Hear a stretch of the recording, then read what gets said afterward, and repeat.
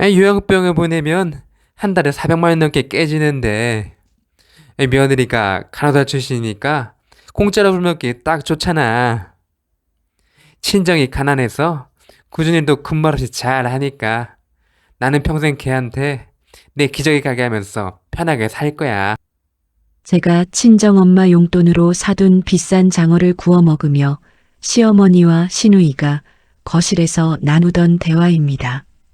과연 저희 집에 무슨 일이 있었던 걸까요? 사연 시작 전에 구독과 좋아요 부탁드리겠습니다. 영상을 제작하는데 큰 도움이 됩니다. 안녕하세요. 저는 대전에 살고 있는 30대 후반 주부 수진이라고 합니다. 저는 결혼 전 대학병원에서 꽤 오래 간호사로 일했습니다. 무던하고 둥글둥글한 성격의 남편 민호와 만나 결혼했고 초등학생 아들 하나를 키우며 동네 의원에서 반일제로 일하고 있었죠. 시댁 식구들도 가끔 명절에나 얼굴을 보는 정도라 큰 부딪힘 없이 그럭저럭 평온하게 지냈습니다. 그런데 1년 반 전 그 평온하던 일상이 완전히 뒤집히는 사건이 터졌습니다. 시어머니가 동네 상가 계단에서 발을 헛디뎌 크게 구르신 겁니다. 다급한 연락을 받고 응급실로 뛰어갔을 때 사진을 띄워놓고 설명하는 의사 선생님의 표정은 아주 심각했습니다. 고관절과 척추가 동시에 심하게 골절되었습니다. 당장 수술부터 해야 합니다. 수술이 잘 끝나도 연세가 있으셔서 최소 6개월에서 1년은 누군가 24시간 내내 옆에 붙어서 대소변을 받아내고 재활을 도와야 합니다. 수술은 무사히 끝났지만 진짜 문제는 그 다음부터 시작되었습니다. 어머니가 입원해 계신 대학병원 정형외과 다인실 아니었습니다. 마취에서 깬 어머니 곁에는 저와 남편 그리고 시누이가 서 있었어요. 그때 갑자기 병실 안으로 시큼하고 퀴퀴한 냄새가 퍼지기 시작했습니다. 하반신을 전혀 움직일 수 없던 어머니가 침대 위에서 그만 큰 실수를 하신 거였죠. 어머, 엄마, 이게 무슨 냄새야? 가장 먼저 반응한 건 곁에 서 있던 시누이였습니다. 시누이는 과장되게 헛구역질을 하며 코를 틀어막고는 병실 밖 복도로 쪼르르 뛰쳐나갔습니다. 엉겁결에 제가 뒤따라 나가보니 시누이는 복도 창문을 활짝 열고 숨을 헐떡이고 있었죠. 아가씨, 어머니 속옷부터 빨리 갈아입혀 드려야 할 것 같아요. 저 혼자서는 무거워서 어머니 몸을 돌리기가 힘드니까 옆에서 조금만 거들어 주세요. 제가 조심스럽게 말하자 시누이는 손사래를 치며 벽 쪽으로 바짝 물러섰습니다. 어우, 새언니. 난 비위가 너무 약해서 똥오줌 냄새 맡으면 바로 토해요. 방금도 토할 뻔한 거 억지로 참았잖아요. 게다가 나 요즘 동네 체육관에서 운동하다가 허리를 삐끗해서 무거운 환자 같은 거 절대 못 들어요. 나 지금 속이 뒤집어져서 밥도 못 먹을 것 같으니까 그냥 언니가 좀 알아서 해요. 자기 친엄마가 곤란한 상황에 처했는데도 냄새가 역겹다며 고개를 젓는 시누이의 태도에 기가 막혀 말문이 막혔습니다. 그때 남편이 병실에서 나오더니 곤란하게 서 있는 제 손목을 슬며시 끌고 인적이 드문 비상구 계단으로 향했습니다. 남편은 주위를 쓱 살피더니 주머니에서 휴대전화를 꺼내 계산기 화면을 켰습니다. 여보, 이거 봐봐. 방금 원무가 가서 물어보니까 간병인 아주머니 쓰면 하루에 15만 원이래. 한 달이면 450만 원이고 거기에 기저귀 값에 밥값까지 하면 500은 거뜬히 넘어가. 요양병원에 모셔도 매달 3, 400은 우습게 깨진다더라. 남편은 계산기에 찍힌 500만 원이라는 숫자를 제 눈앞에 들이밀며 다급하게 목소리를 낮췄습니다. 우리가 지금 매달 갚아야 하는 아파트 담보대출 이자가 얼만지 알지? 내 월급으로 그 이자 내고 엄마 간병비까지 감당하면 우리 세 식구 당장 길거리에 나앉아야 해. 그럼 어떡해? 아가씨는 못하겠다며 도망가고 당신이 회사 휴직이라도 해서 어머니 모실 거야? 제날 선 물음에 남편은 슬며시 제 어깨를 주무르며 아주 교묘하게 제 책임을 운운하기 시작했습니다. 여보, 당신 어차피 대학병원 정형외과 간호사 출신이잖아. 우리 집에서 당신만큼 환자 잘 돌보는 전문가가 어딨어? 어설프게 돈 주고 남의 손 타다가 엄마 등에 욕창이라도 생기면 어떡해? 며느리인 당신이 챙겨드리면 엄마도 훨씬 마음 편해하실 거고. 당신 지금 무슨 소리를 하는 거야? 나도 지금 동네 병원 다니면서 일하고 있잖아. 애 학교 끝나면 밥 챙겨 먹이고 돌보는 건 누가 다 하고. 그러니까 당신이 딱 1년만 사표 내고 엄마 좀 전담해서 맡아주면 안 될까? 당신 반일제로 일해서 버는 돈보다 당장 엄마 간병비로 나가는 돈이 훨씬 크잖아. 그 간병비 400만 원 아껴서 우리 대출금 갚자. 내가 퇴근하면 청소고 빨래고 애 숙제 봐주는 것까지 무조건 다 할게. 응? 내가 진짜 당신한테 평생 잘할 테니까 이번 한 번만 나 좀 살려줘. 남편은 두 손을 싹싹 빌며 애원했습니다. 당장 눈앞에 닥친 수백만 원의 병원비와 빚이라는 현실적인 무게감, 그리고 간호사였던 제 경력을 들먹이며 은근슬쩍 책임감을 씌우는 남편의 화법에 저는 당장 반박할 말을 찾지 못했습니다. 당신 진짜 퇴근하고 집에 오면 집안일 다 할 자신 있어? 늦게 들어오기만 해봐. 당연하지.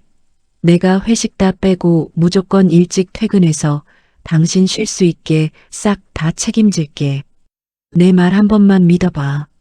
남편은 그 자리에서 자기 가슴을 팡팡 치며 호언장담했습니다. 저는 비상구 계단 벽에 기대어 남편이 들고 있는 휴대전화 화면 속 숫자를 한참 동안 바라보았습니다. 그러고는 들고 있던 가방끈을 고쳐 매고 굳게 닫힌 입원실 문손잡이를 향해 천천히 걸음을 옮겼습니다. 결국 저는 다음날 출근하자마자 수간호사 선생님께 사직서를 냈습니다.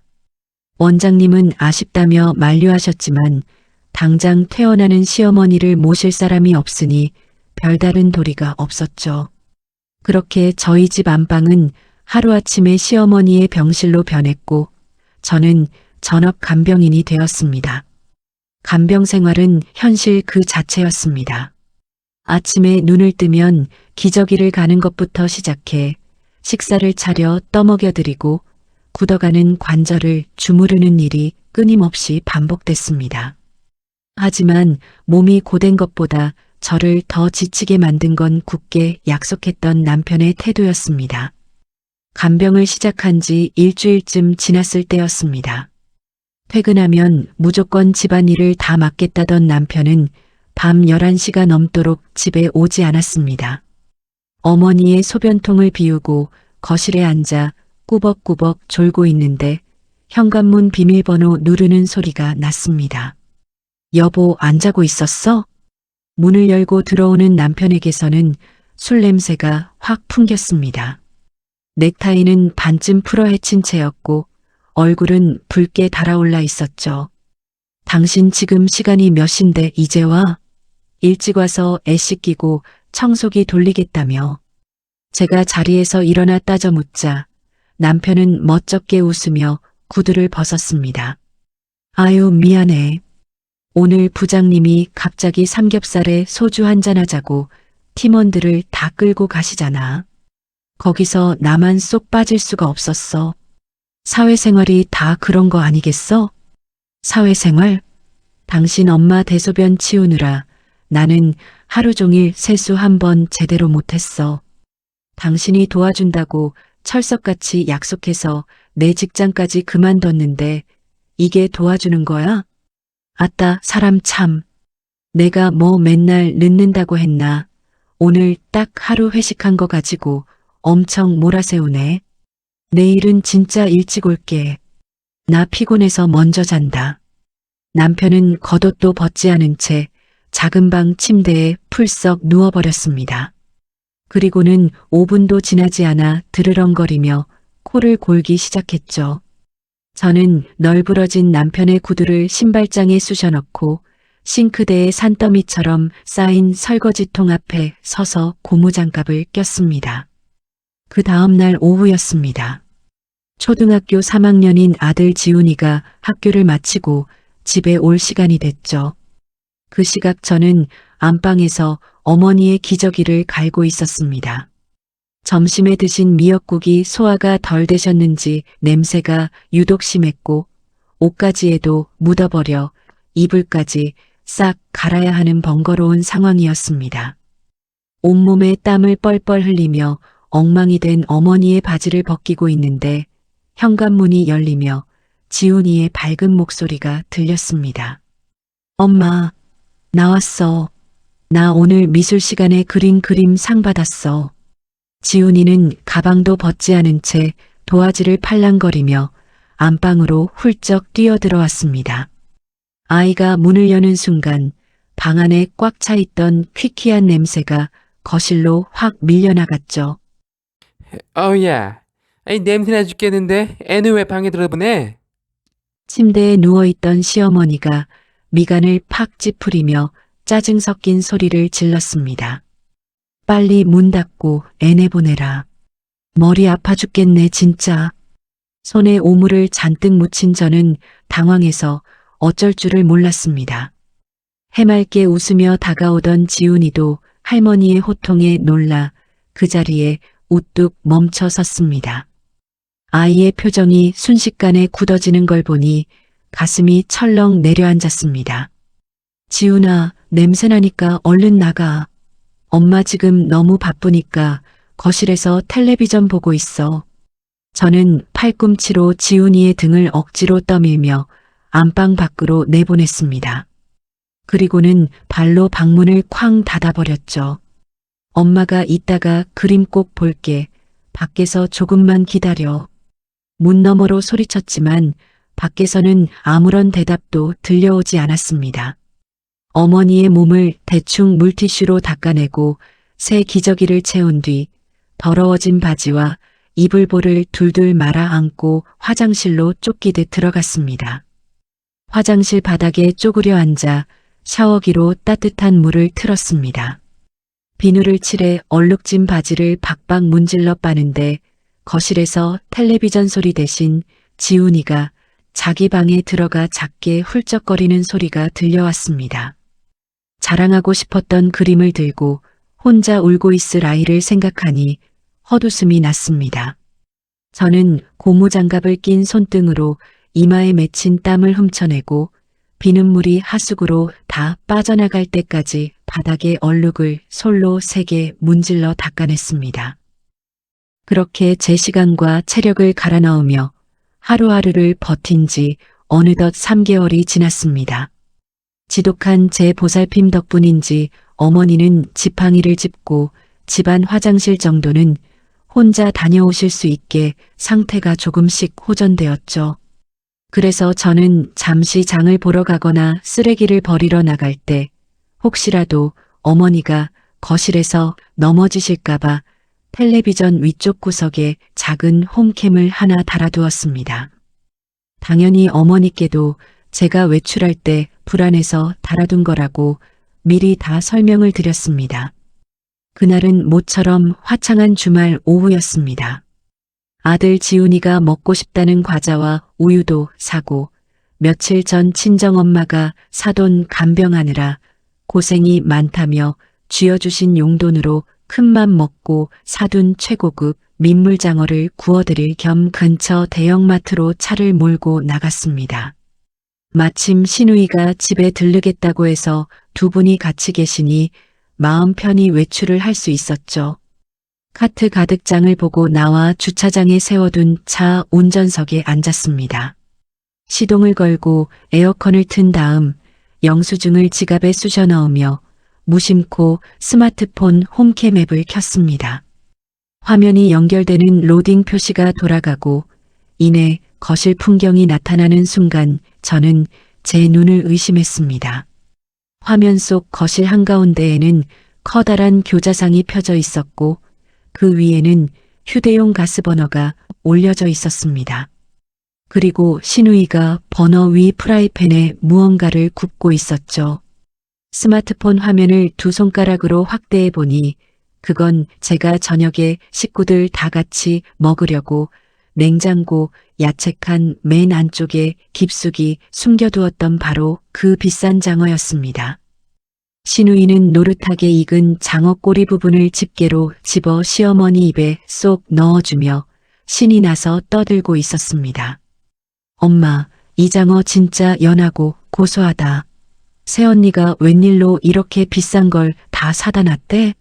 맨날 마감 시간에 마트 가서 시들시들한 쌈채소나 사오더니 보나 마나 친정 엄마한테 돈이라도 타냈나 보네. 어머니는 오물오물 장어를 씹어 넘기며 콧방귀를 뀌었습니다. 아유, 걔가 무슨 돈이 있어서 지 돈 주고 이걸 샀겠니? 사돈이 지 딸 고생한다고 쥐어준 돈으로 샀겠지. 가난한 집에서 자라서 그런가 눈치는 빨라가지고 내 비위 하나는 참 기가 막히게 잘 맞춘다니까. 신우이가 상추에 장어를 큼직하게 싸서 자기 입에 밀어넣으며 낄낄거렸습니다.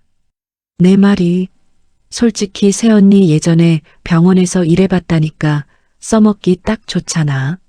없는 집에서 자라서 남수발 드는 굳은 일은 체질에 맞는지 군말 없이 참 잘해. 요즘 세상에 자기 멀쩡한 직장까지 때려치우고 시어머니 똥 받아내는 며느리가 어디 있어? 오빠가 여자 하나는 진짜 가성비 좋게 잘 구했네. 그 말에 어머니가 소리내어 웃으시며 탁자 위에 있던 물컵을 집어들었습니다. 당연하지. 내가 미쳤다고 한 달에 4,500만 원씩이나 주고 요양병원을 가니? 거기 가면 그냥 고려장 당하는 건데. 집에서 그냥 앞에서 고맙다. 우리 며느리 최고다. 말 몇 마디만 입에 발린 소리로 해주면 지가 알아서 밥 차려주고 씻겨주고 관절까지 싹 다 주물러 주는데 말이야. 이렇게 훌륭한 공짜 간호사가 어딨어. 나는 평생 걔한테 내 기저귀 갈게 하면서 집에서 왕비처럼 편하게 살 거다. 신우이가 물개박수를 치며 맞장구를 쳤습니다. 엄마 진짜 똑똑하네. 요양원 안 보내서 우리 집 돈 엄청 굳었잖아. 그 굳은 돈 나중에 나 둘째 가지면 산후조리원 비용으로 엄마가 싹 다 내줘. 새언니는 자기가 호구 잡힌 줄도 모르고 지금 이 시간에도 마트에서 땀 뻘뻘 흘리면서 바보같이 장보고 있겠네. 스마트폰 스피커를 타고 차 안으로 쩌렁쩌렁 울려 퍼지는 그 또렷한 목소리들에 저는 순간 숨이 턱 막혔습니다. 화면 속 두 사람은 제가 친정 엄마의 마음을 담아 아껴둔 장어를 개는 감추듯 먹어치우며 끊임없이 저를 조롱하고 있었습니다. 저는 입술을 꽉 깨물고 덜덜 떨리는 검지손가락으로 화면 오른쪽 위에 있는 녹화 버튼을 눌렀습니다. 화면 상단에 녹화가 시작되었습니다라는 빨간 글씨가 깜빡거리는 것을 똑똑히 확인했습니다. 5분 남짓한 시간 동안 그들의 대화를 남김없이 폰에 저장한 뒤 툭 하고 들고 있던 스마트폰을 조수석 장바구니 위로 떨어뜨렸습니다. 그러고는 빵빵하게 찬바람이 나오는 에어컨 송풍구 앞에서 차가운 운전대에 이마를 댄 채 거친 숨을 몰아쉬었습니다. 주차장을 빠져나와 집으로 돌아가는 길은 평소보다 유난히 길게 느껴졌습니다. 손은 덜덜 떨렸고 심장은 갈비뼈를 뚫고 나올 듯이 요동쳤습니다. 차 안에 놓인 장바구니 속 장어팩이 든 비닐봉지가 덜컹거릴 때마다 헛구역질이 올라왔죠. 하지만 저는 마트 앞에서 샀던 얼음물 한 병을 따서 단숨에 들이켜며 억지로 정신을 차렸습니다. 지금 집에 들어가서 상을 엎어버리는 건 저들에게 분풀이밖에 안 됩니다. 저는 핸들을 꽉 쥐고 스스로 다짐했습니다. 더는 바보같이 당하며 살지 않겠다고 이번에는 확실하게 밟아주겠다고 말입니다. 집 앞에 도착하니 남편의 차가 주차되어 있었습니다. 평소라면 퇴근한 남편을 보고 반가워했을 테지만 오늘만큼은 그 차가 제 분노의 불씨에 기름을 붓는 것 같았습니다. 저는 차 안에서 스마트폰에 저장된 녹화 영상을 다시 한번 확인했습니다. 칠흑 같은 어둠 속에서도 시어머니와 시누이의 표정은 너무나 선명했습니다. 저는 영상을 남편의 번호로 전송한 뒤 집으로 들어가기 전 화장실에 들러 차가운 물로 세수를 하고 붉어진 눈시울을 닦아냈습니다. 문을 열고 들어가니 거실에는 TV 소리가 크게 울려 퍼지고 있었습니다. 퇴근한 남편이 소파에 누워 텔레비전을 보고 있었고 시어머니는 안방 문을 열어놓은 채 누워 계셨죠. 시누이는 이미 간 뒤였습니다. 여보 왔어? 오늘 장 좀 봤어? 남편은 힐끗 저를 쳐다보고는 다시 TV로 시선을 돌렸습니다.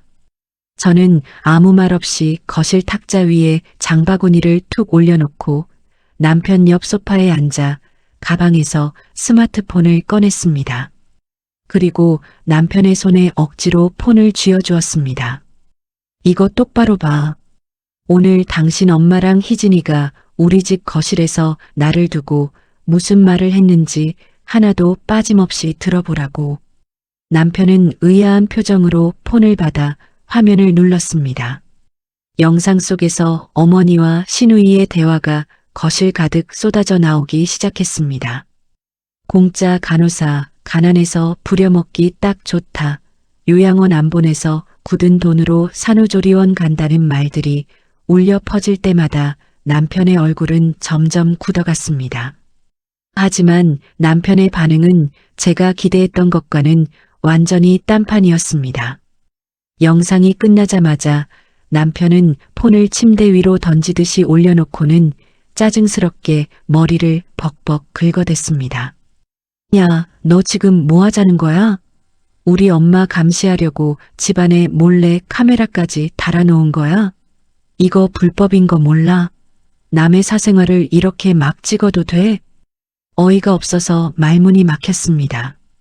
안전을 위해 달아둔 홈캠을 가지고 적반하장으로 몰래카메라 운운하는 남편의 태도에 가슴이 턱 막혔습니다.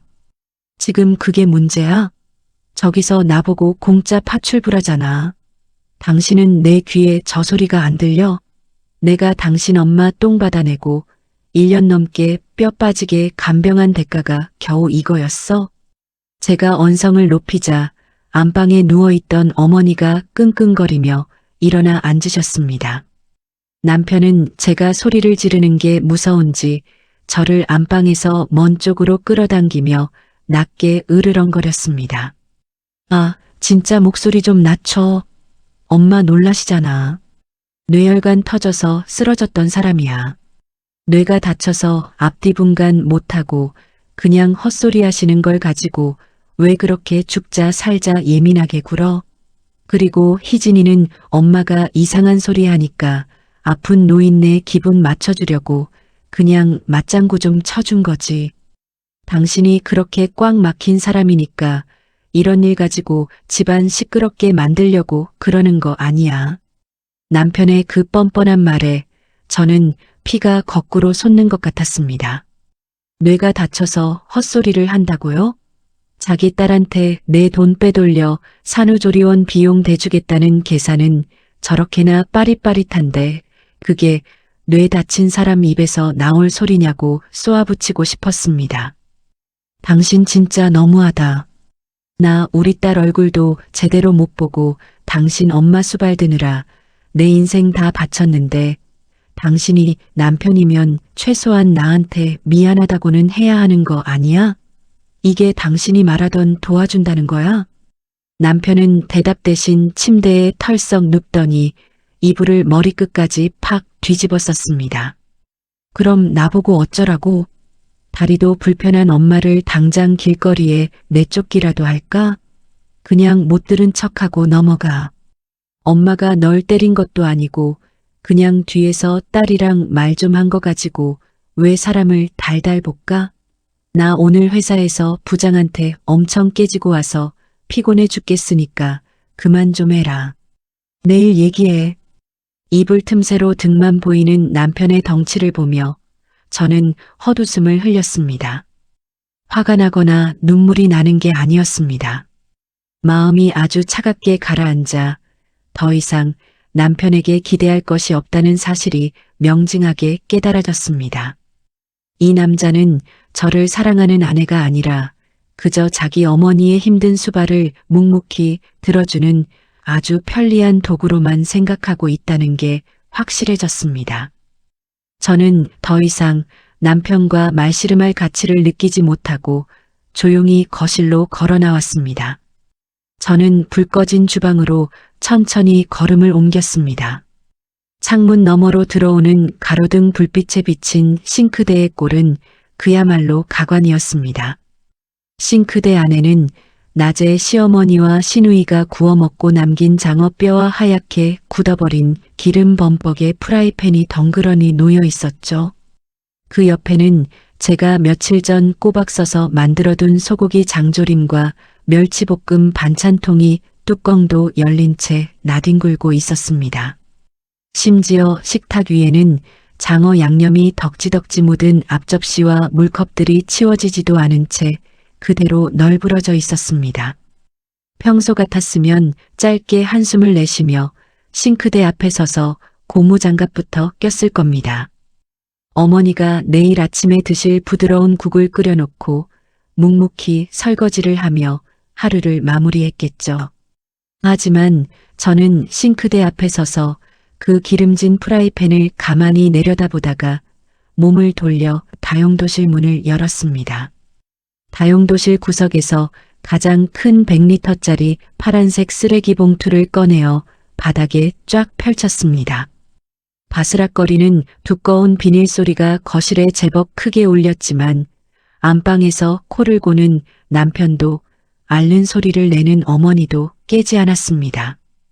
저는 장조림과 밑반찬이 남은 플라스틱 통들을 뚜껑도 닫지 않은 채 그대로 들어서 쓰레기 봉투 안으로 와장창 쏟아부었습니다. 남은 반찬을 비닐에 따로 덜어내거나 통을 물로 헹굴 생각 따위는 애초에 없었죠. 장어 기름이 들러붙은 프라이팬 역시 손잡이를 거칠게 잡아채 봉투 밑바닥으로 깊숙이 쑤셔 넣었습니다. 쨍그랑거리는 소리와 함께 식탁 위에 있던 유리 접시들도 모조리 쓸어 담았습니다. 내친김에 거실 한 구석에 놓여있던 어머니의 재활용품들도 끌어모았습니다. 제 비상금을 털어 샀던 실내용 미끄럼 방지 매트, 관절 찜질기, 그리고 매일 시간 맞춰 드시라고 제가 일일이 알약을 쪼개서 칸칸이 넣어두었던 일주일치 플라스틱 약통까지 전부 봉투 안으로 던져 넣었습니다. 약통이 바닥에 부딪혀 깨지면서 알약들이 사방으로 흩어졌지만 저는 단 한 알도 줍지 않았습니다. 순식간에 꽉 찬 100리터 봉투의 주둥이를 단단히 묶어 현관문 밖에 내놓았습니다. 그리고 방으로 들어가 빈 캐리어를 바닥에 펼쳐놓고 옷장에서 제 옷가지와 지훈이의 책가방을 꺼내 차곡차곡 쑤셔 넣은 뒤 지퍼를 굳게 채웠습니다. 새벽 3시 온 집안에 정막이 감돌았습니다. 저는 방 한가운데 덩그러니 서서 거실을 한번 둘러보았습니다. 지난 3개월 동안 제 손때가 묻어 반질반질해진 가구들과 시어머니의 채취가 배어있는 낡은 이불들이 눈에 들어왔습니다. 어제 저녁 제가 쓰레기 봉투에 처박아 버린 재활용품들이 현관문 밖에서 묵직한 존재감을 뽐내고 있었죠. 저는 가방을 들고 안방으로 다가가 새근새근 자고 있는 아들 지훈이를 조심스럽게 흔들어 깨웠습니다. 지훈아, 일어나. 우리 오늘 외갓집 가서 자자. 엄마랑 같이 여행 가듯이 가는 거야. 아이는 잠결에 비몽사몽하면서도 엄마의 단호한 목소리에 거부하지 않고 순순히 일어나 앉았습니다. 겉옷만 챙겨 입힌 뒤 지훈이의 손을 잡고 조용히 현관문을 열었습니다. 새벽 공기는 생각보다 훨씬 차가웠습니다. 저는 뒤도 돌아보지 않고 아파트 복도 계단을 내려와 미리 불러둔 택시에 올라탔습니다. 친정집에 도착해 현관문을 여니 일찍부터 식당 일을 준비하시던 엄마가 눈을 동그랗게 뜨고 달려 나오셨습니다. 수진아, 이 새벽에 웬 짐이야? 무슨 일 있었어? 저는 가방을 현관에 툭 내려놓고 신발을 벗었습니다. 아이를 엄마 방에 밀어넣고 거실에 주저앉아 그동안 있었던 일을 다 털어놓았습니다. 장어 파티를 하며 저를 공짜 파출부라 비하하던 시어머니와 시누이의 대화, 녹화된 홈캠 영상, 그리고 그것을 보여주었을 때 오히려 저를 몰래카메라 범죄자로 몰아가던 남편의 반응까지 빠짐없이 말입니다. 엄마는 제 손을 잡고 엉엉 우셨습니다. 내 귀한 딸 시집 보내서 겪게 한 게 겨우 이런 대접이냐며 당장 이혼하라고 화를 내셨죠. 저는 엄마 품에 안겨 한참을 울고 나니 이상하게도 마음이 아주 차분해졌습니다. 더는 내 인생을 남의 집 밑거름으로 쓰고 싶지 않다는 생각이 명확해졌습니다. 다음 날 아침 남편의 집은 그야말로 아수라장이 되었습니다. 저는 동네에 사는 친한 언니를 통해 그 집안 상황을 실시간으로 전해 들었습니다. 평소처럼 늦잠을 자던 남편은 아침 8시가 넘어서야 부스스 일어나 거실로 나왔습니다. 당연히 따뜻한 밥상이 차려져 있을 거라 기대했던 남편은 텅 빈 식탁과 닫힌 안방문을 보고 의아해했습니다. 지훈아, 밥 안 차려? 엄마 지금 배고프다고 하시잖아. 아무리 불러도 대답이 없자 남편은 안방문을 열었습니다. 텅 비어있는 침대와 옷가지가 반쯤 빠져나간 옷장을 보고서야 남편은 상황이 심상치 않음을 직감했죠. 거실로 뛰어나와 부엌을 확인했지만 제가 챙겨두었던 반찬통들도 매일 아침 약을 소분해 두던 약통도 모두 사라진 뒤였습니다. 그때 방에서 시어머니의 날카로운 고함이 들려왔습니다. 민호야, 도대체 이게 무슨 일이야? 며느리년 어디 갔어? 아침 7시부터 내가 물 달라고 소리를 쳤는데 아무도 안 오고 다리가 굳어서 죽겠는데 나 좀 일으켜달라니까 왜 아무도 없어? 남편은 헐레벌떡 안방으로 뛰어들어갔습니다. 바닥에 주저앉아 끙끙거리는 어머니를 휠체어에 태우려 했지만 평소 제가 매일 1시간씩 주물러 드리고 재활을 도와드렸기 때문에 겨우 움직이던 어머니의 다리가 하루 만에 뻣뻣하게 굳어버려 움직이기조차 힘든 상태였습니다. 엄마, 잠깐만 있어봐. 지훈이가 어디 갔지? 애가 가방을 싸서 나갔어. 연락도 없이 왜 이래, 진짜. 남편은 다급하게 제 번호로 전화를 걸었습니다. 핸드폰이 거실 바닥에서 진동했지만 저는 이미 전원을 꺼둔 상태였습니다. 아들, 나 배고파 죽겠어. 당장 밥 좀 차려와. 아까 보니 냉장고도 텅 비었더라. 너 출근해야 하는데 이게 다 무슨 짓이야? 어머니는 영문도 모른 채 남편에게 밥 타령을 하셨고 남편은 출근 시간은 다가오는데 밥은커녕 어머니 대소변 수발까지 짊어지게 된 상황에 사색이 되어 발을 동동 굴렀습니다. 제가 없는 그 집구석이 얼마나 빠르게 엉망진창으로 돌아가는지, 그 대가가 얼마나 가혹한지 그들은 이제 막 경험하기 시작한 참이었습니다. 엄마, 제발 조용히 좀 하세요. 나 지금 출근해야 한다고요. 남편의 찢어지는 비명소리가 아침부터 아파트 복도까지 울려 퍼졌습니다. 제가 없는 그 집은 남편의 말대로 정말 순식간에 엉망이 되어가고 있었습니다. 저는 나중에 동네 언니를 통해 들었는데 그날 아침 남편은 냉장고에서 유통기한이 지나가는 식빵 2조각을 꺼내 어머니 방에 툭 던져두고 출근하려 했다더군요. 문제는 약이었습니다. 제가 매일 아침, 점심, 저녁 시간에 맞춰 알약을 쪼개고 소분해서 챙겨드리던 그 약통이 사라지자 남편은 그냥 처방받은 약봉지들을 뭉텅이로 어머니 침대 옆에 놔두고 갔답니다. 어머니는 눈도 침침하고 손도 제대로 못 쓰시는데 그 많은 약봉지 중에서 어떤 걸 언제 먹어야 하는지 알 리가 없었죠. 남편은 그냥 생각날 때마다 하나씩 집어드세요라고 소리치고는 문을 쾅 닫고 나갔다고 합니다. 오후가 되자 어머니는 남편에게 계속 전화를 걸어 속이 울렁거린다. 어지럽다며 난리를 치셨나 봅니다. 결국 남편은 오후 반차를 내고 헐레벌떡 집으로 돌아와 시누이에게 전화를 걸었습니다. 야, 너 지금 당장 우리 집으로 와. 엄마 상태가 이상해. 내가 와서 밥 좀 챙겨드리고 약도 제대로 드렸는지 확인 좀 해. 1시간쯤 지나 시누이가 툴툴거리는 소리를 내며 현관문을 열고 들어왔습니다.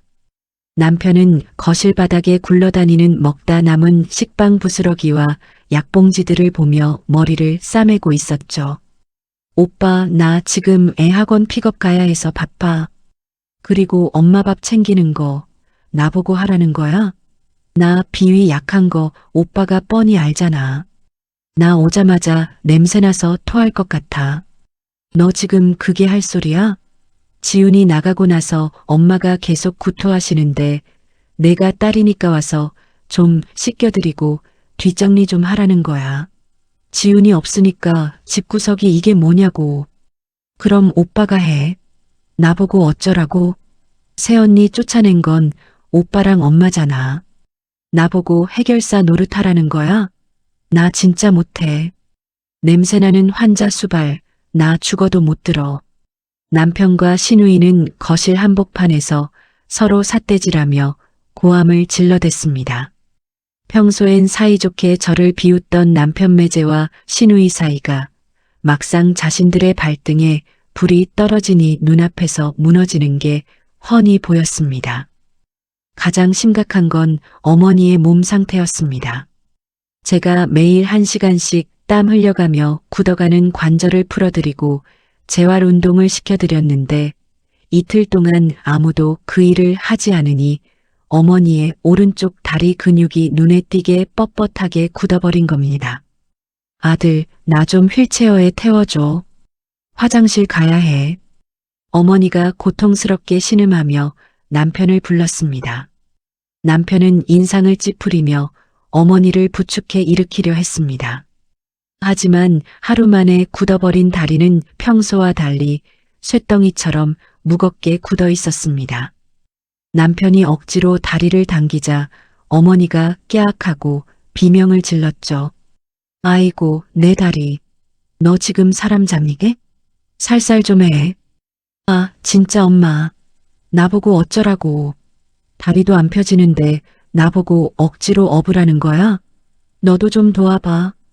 남편은 시누이에게 도움을 요청했지만 시누이는 소파 끝에 멀찍이 앉아 휴대전화만 만지작거리고 있었습니다.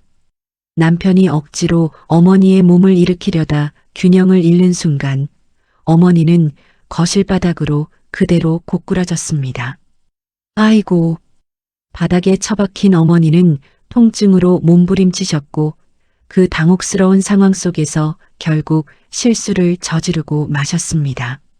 거실에는 퀴퀴하고 지독한 냄새가 순식간에 진동했습니다. 시누이는 코를 막고 뒷걸음질을 쳤고 남편은 멍하니 바닥에 앉아 울고 계신 어머니를 내려다보며 어쩔 줄 몰라 굳어버렸습니다. 제가 치워버린 청소기, 걸레, 냄새 제거제 같은 것들은 이미 쓰레기장으로 사라진 뒤였으니 그들이 이 난장판을 어떻게 수습할지는 이제 온전히 남편과 시누이의 몫이었습니다. 엄마 진짜 왜 이래? 냄새나 죽겠네. 가만히 좀 누워있지 왜 일어나서 이 사달을 만드냐고. 시누이는 바닥에 주저앉은 어머니를 보고는 소리를 빽 질렀습니다. 그러고는 코와 입을 두 손으로 틀어막은 채 뒷걸음질을 쳐 현관문 쪽으로 달아났죠. 희진아, 너 어디가? 엄마 저러고 계시는데 나 혼자 이걸 어떻게 치워? 빨리 와서 물티슈라도 가져와.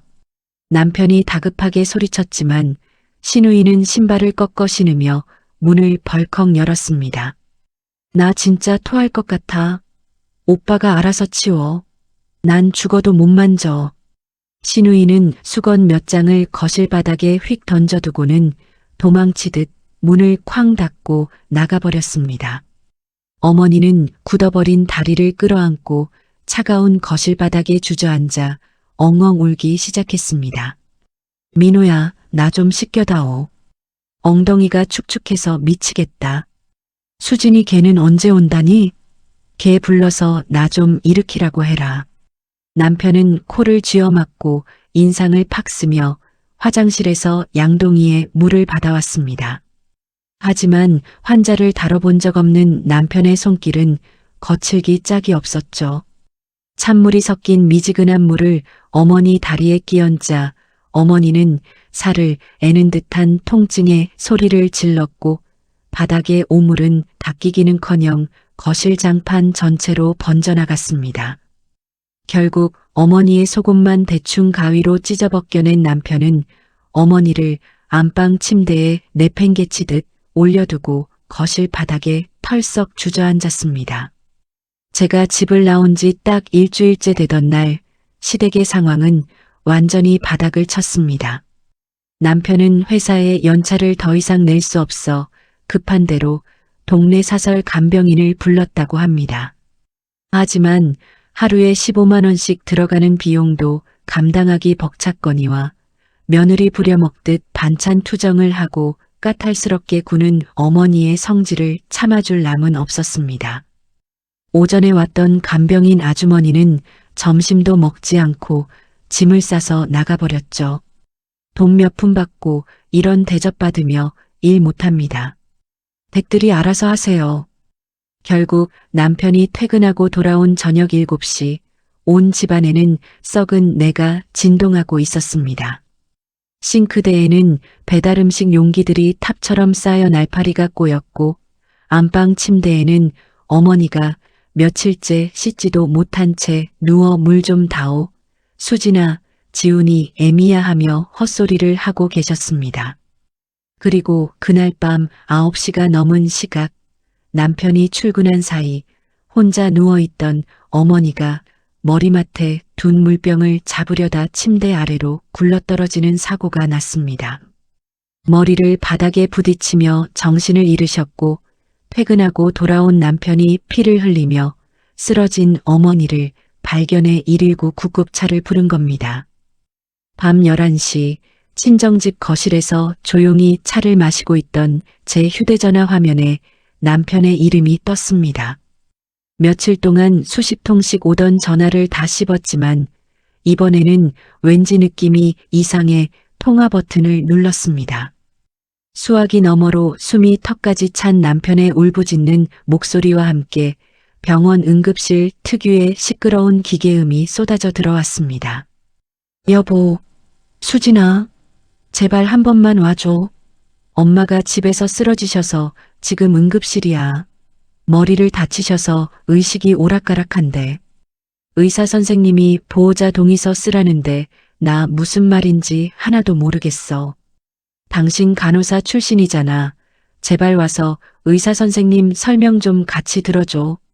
나 진짜 무서워서 미칠 것 같아. 남편의 목소리는 덜덜 떨리고 있었습니다. 옆에서는 도망쳤던 신우이가 뒤늦게 병원으로 달려왔는지 엉엉 우는 소리도 들려왔죠. 저는 한 손에 찻잔을 든 채 아주 차분하고 무미건조한 목소리로 대답했습니다. 내가 거길 왜 가? 당신들한테 나는 가족도 아니고 그저 돈 안 들이고 평생 똥 치워줄 공짜 파출부라면서. 당신 엄마 저렇게 만든 거 다 당신이랑 당신 여동생이 방치해서 그런 거잖아. 수진아, 제발. 내가 다 잘못했어. 무릎 꿇고 빌게. 한 번만 와서 엄마 좀 살려줘. 의사 선생님 말씀은 진짜 보호자인 당신 둘이 똑똑히 듣고 알아서 사인해. 내 알 바 아니니까 다시는 전화하지 마. 저는 남편의 말을 끝까지 듣지도 않고 통화 종료 버튼을 눌렀습니다. 그러고는 찻잔을 탁자 위에 내려놓고 창밖으로 조용히 쏟아지는 밤하늘의 어둠을 내려다보았습니다. 그 전화를 끊고 나니 마음이 오히려 차분해졌습니다. 응급실에 실려갔다는 소식에 일말의 죄책감이 들기는 했지만 제가 그들을 도우러 다시 그 지옥 같은 집으로 들어가는 순간 제 삶은 영원히 끝이라는 확신이 섰기 때문입니다. 그날 밤은 어머니 걱정보다 그동안 내 인생을 갉아먹으며 살았던 지난 시간들에 대한 허무함이 더 컸습니다. 제가 집을 나온 지 한 달쯤 되었을 때부터 남편과 시누이는 번갈아 가며 친정집으로 찾아오기 시작했습니다. 처음에는 남편 혼자였습니다. 넥타이는 삐뚤어지고 얼굴은 며칠 굶은 사람처럼 헬쑥해져서는 아파트 현관문 밖에서 무릎을 꿇고 엉엉 울더군요. 여보, 제발 한 번만 용서해줘. 엄마가 매일 밤 나를 붙잡고 수진이 이름만 불러.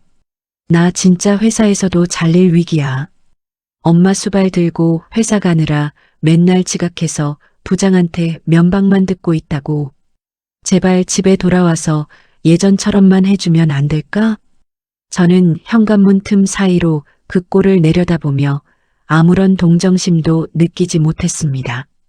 그저 남편의 등 뒤로 보이는 초라한 옷차림에 헛웃음만 나왔죠. 당신 엄마 살리는 건 당신 자식 된 도리야. 왜 그걸 나한테 와서 해결해 달라고 해? 내일은 이미 내 손을 떠났어. 며칠 뒤에는 시누이까지 합세했습니다. 비싼 과일 상자를 들고 나타났지만 평소에 저를 아래로 보며 얄미운 소리만 골라 하던 아가씨의 얼굴에는 짙은 다크서클이 내려앉아 있었습니다. 언니, 제가 그때 말실수한 거 정말 사과드릴게요. 저 요새 오빠한테 매일 욕먹고 엄마 똥기저귀 치우느라 몸살이 났어요. 제가 원래 비위가 약해서 정말 못하겠거든요. 언니가 예전에 병원 다녔으니까 전문가잖아요. 제발 다시 돌아와 주세요. 저는 그 과일 상자를 현관 밖으로 툭 밀어내며 대답했습니다. 아가씨가 직접 효도해. 왜 나한테 시켜? 내 돈 들여서 간병인 쓰고 당신들이 밥 챙겨드려. 난 이제 이 집안일과는 상관없는 사람이야. 그렇게 2번을 매몰차게 내쳤지만 사실 제 마음속은 복잡했습니다. 아무리 치사하게 굴었어도 남편과는 10년 가까이 부부로 산 세월이 있었고 제 아이의 아빠이기도 하니까요. 무엇보다 병원에서 일했던 사람이라 침대에 꼼짝 못하고 누워있을 시어머니 생각에 마음 한구석이 계속 무거웠습니다. 하지만 이번에는 절대 예전처럼 아무 조건 없이 들어가지 않겠다고 다짐했습니다. 며칠을 밤낮으로 고민한 끝에 저는 결단을 내렸습니다. 다시 집으로 돌아가되 이번에는 제가 집안의 진짜 대장이 되겠다는 조건이었습니다. 저는 남편과 시누이를 동네 카페로 불러 종이 2장을 꺼냈습니다. 이거 읽어보고 동의하면 지장 찍어. 싫으면 지금 당장 법원 가서 이혼 서류 접수하자. 남편은 떨리는 손으로 종이를 읽어 내려갔습니다.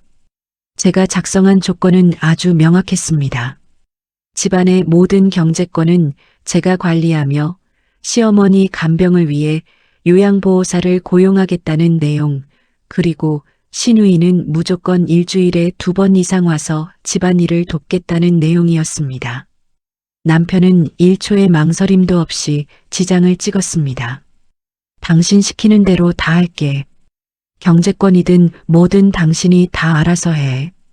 돌아와 주기만 하면 돼. 저는 그렇게 다시 집으로 돌아갔습니다. 현관문을 열고 들어가니 한 달 동안 사람 손길이 닿지 않아 엉망이 된 집안 꼴이 한눈에 들어왔습니다. 거실 소파에 앉아 멍하니 텔레비전을 보던 시어머니는 저를 보자마자 눈물을 뚝뚝 흘리셨습니다. 예전의 가식적인 웃음은 온데간데였고 정말로 잘못했다는 뉘우침이 섞인 눈물이었습니다. 지윤아, 내가 죽을 죄를 지었다. 내 딸년보다 내가 낫다는 걸 뼈저리게 느꼈다. 제발 내 얼굴 좀 받아오. 저는 예전처럼 호들갑 떨며 어머니를 부축하지 않았습니다. 차분하게 거실 한가운데 서서 제 가방을 내려놓으며 단호하게 말했죠. 어머니, 저 어머니가 좋아서 돌아온 거 아니에요. 제 가정 지키러 온 거니까 앞으로는 속 다르고 겉 다른 말씀 하지 마시고 제가 하자는 대로만 따라주세요. 어머니는 말없이 고개만 연신 끄덕이셨습니다. 그렇게 저는 집안의 주도권을 완전히 되찾은 채 새로운 생활을 시작했습니다. 콧대 높던 시누이도 이제는 제 눈치를 보며 주말마다 와서 설거지와 청소를 도맡아 하게 되었습니다. 이제 저희 집에는 예전에 그 숨막히는 긴장감 대신 서로를 적당히 존중하고 각자의 역할을 다하는 평온함이 자리 잡았습니다. 어느 화창한 오후 거실에 어머니의 오랜 동창분들이 서너 명 놀러 오셨습니다. 예전 같았으면 어머니는 며느리인 저를 안방에 숨겨두고 딸인 시누이 자랑만 늘어놓기 바쁘셨을 겁니다. 그런데 이날은 달랐습니다. 어머니는 친구들이 오자마자 안방에서 나오셔서 과일을 깎아내오는 저를 아주 당당하게 가리키셨습니다. 얘들아, 여기 좀 봐라. 내 며느리 수진이다. 우리 며느리가 아니었으면 나 벌써 땅속에 묻혔을 거야. 어머니의 갑작스러운 칭찬에 거실에 있던 친구분들이 눈을 크게 뜨셨습니다. 옆에 앉아있던 시누이는 차를 내오다가 그 말을 듣고는 흠칫하며 쟁반을 식탁 위에 내려놓았습니다. 한 친구분이 어머, 요즘 세상에 이렇게 효심 깊은 며느리가 어딨니? 복받았네, 복받았어. 라며 맞장구를 치자 어머니는 더 목소리를 높이셨습니다. 그럼 복받았지. 내 딸녀는 엄마 똥 냄새 난다고 며칠 만에 도망가 버렸는데 우리 수진이는 24시간 내내 내 곁을 지켰어. 지금 내 다리 이렇게 멀쩡하게 걷는 것도 다 얘 덕분이야. 우리 집 기둥은 이제 수진이 하나밖에 없어. 그 말을 듣는 순간 시누이의 얼굴은 순식간에 흑빛으로 변했습니다.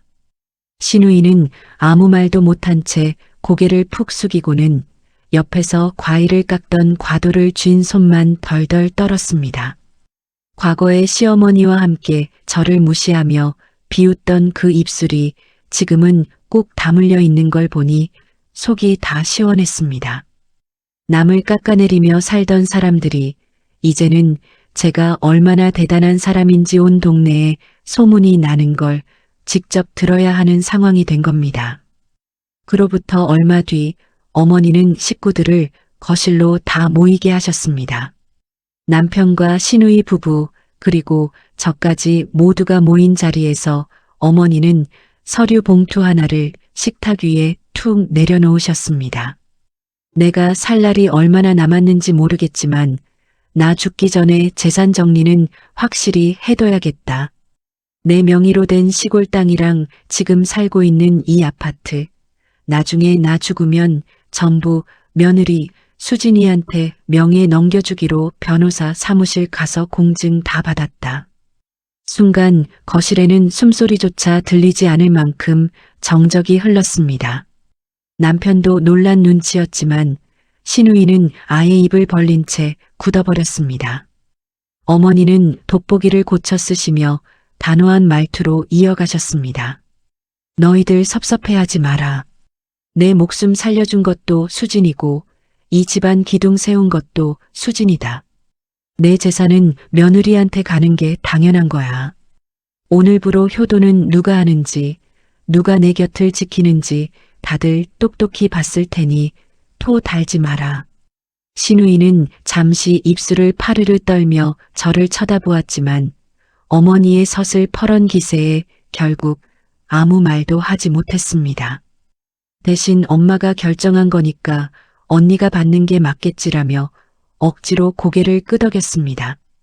지난 2년 동안 제 마음을 짓밟고 저를 공짜 파출부로 부려먹던 그들의 오만함이 이제는 어머니의 한마디에 완전히 무너져 내리는 순간이었습니다. 저는 그 공증 서류를 챙겨 들고 방으로 들어왔습니다. 재산이 생겨서 기쁜 것보다 그동안 제가 흘렸던 눈물과 땀 그리고 우리 지훈이를 비마치며 남의 집 어른을 수발들었던 제 지난 시간들이 비로소 정당한 대우를 받는다는 사실이 가슴 깊이 차올랐습니다. 이제 저는 더 이상 남의 눈치를 보며 굽신거리는 며느리가 아닙니다. 제 목소리를 내고 제 방식대로 집안을 이끄는 당당한 가장이 되었습니다. 저는 전문 간호사로 다시 병원에 복직했습니다. 낮에는 열심히 환자를 돌보고 저녁에는 가족들과 함께 맛있는 밥을 먹으며 제 인생을 다시 살고 있죠. 가끔 남편과 차 한잔하며 그때 그 시절 이야기를 하면 남편은 여전히 식은땀을 흘리며 그때 자신이 왜 그렇게 바보 같았는지 모르겠다고 고개를 젓습니다. 부부 사이든 고부 사이든 무조건 참고 덮어두는 게 능사는 아니라는 걸 우리는 비싼 대가를 치르고서야 깨달았습니다. 사람이 서로를 귀하게 여길 줄 알아야 비로소 가족이 된다는 사실 말이죠. 제 이야기는 여기까지입니다. 들어주셔서 감사합니다. 오늘 사연 정말 많은 분들이 듣는 내내 가슴을 졸이기도 하고 한편으로는 속이 뻥 뚫리는 기분을 느꼈을 것 같아요. 며느리라는 이유 하나만으로 직장까지 그만두고 아픈 시어머니 간병을 떠맡았는데 돌아온 건 따뜻한 위로가 아니라 공짜 파출부 취급이었습니다. 사연자분이 그 기가 막힌 대화를 우연히 들었을 때 얼마나 허탈하고 속이 상했을지 짐작조차 가지 않아요. 하지만 오늘 사연자분의 대처는 정말 현명했습니다. 무조건 참고 희생하는 것만이 가족을 지키는 길이 아니라는 걸 아주 똑똑하게 보여주셨어요. 사실 가족이니까 당연하다라는 말, 세상에서 가장 위험하고 무책임한 말일지도 몰라요. 고마운 건 진심으로 고맙다고 말할 줄 알고 잘못한 건 바로 잡으려 노력해야 그 관계가 건강하게 유지되는 법이니까요. 여러분 생각은 어떠신가요? 만약 여러분이 사연자분 상황이라면 어떻게 대처했을까요? 댓글로 여러분의 소중한 의견 부탁드리겠습니다. 여러분이 남겨주는 따뜻한 공감과 응원의 댓글이 저희 채널을 운영하는데 정말 큰 힘이 됩니다. 오늘 준비한 이야기는 여기까지고요. 내용이 좋으셨다면 다시 한번 구독과 좋아요 꼭 부탁드립니다. 다음에 전 더 좋은 사연으로 찾아뵙겠습니다. 좋은 밤 보내세요.